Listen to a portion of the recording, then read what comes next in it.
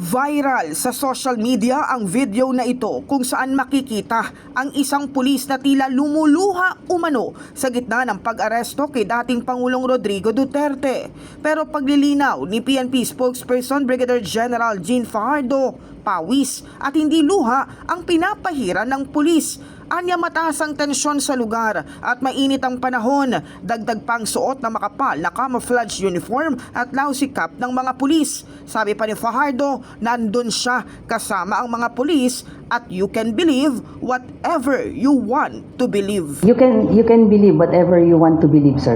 We were there. Napaka, sabi ko nga, mataas yung tension doon, ang init, ang daming tao.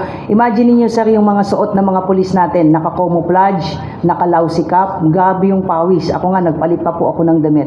So, kausap ko po yung director ng SAF.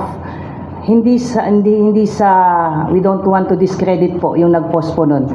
Ang pagpunas po ng pawis ay they're just making it appear na lumuluha po yung mga pulis natin. In the heart of changing lives, ito si Brigada Kath Austria ng 105.1 Brigada News sa Manila, the Music and News Authority.